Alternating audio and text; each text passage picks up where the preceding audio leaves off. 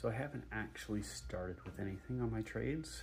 I had men's breakfast, fellowship, prayer this morning, and then I had to run out to the post office and everything like that. So it is after 9 already, but I'm pretty sure my trades are still going.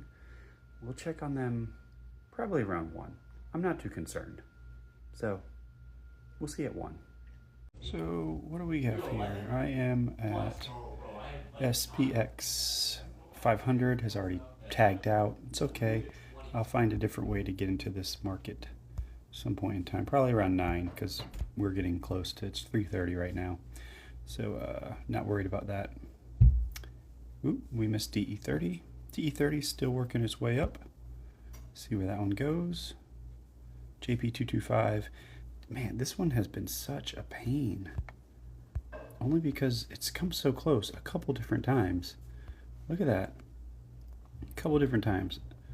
And it's failed to push. I mean, I've had higher low or lower highs each time. No, higher lows each time.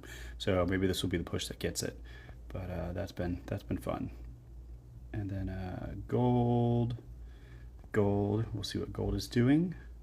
Silver, I think I got stopped out. Oh no, I'm still in that one. This one I got stopped out. Yep. That one just plummeted and went somewhere. I did not see that coming. That's okay. And then natural gas, final one, still going sideways. So that is where we're at. I'm sure by now you've seen and realized exactly what I'm doing for this trading strategy on the competition.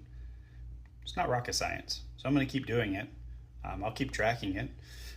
And by the end of August, you can come back and see.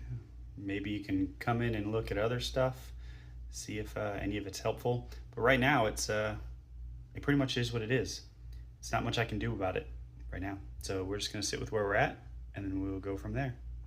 Until then, have a great evening. I might come back at 9. Don't know. We'll see.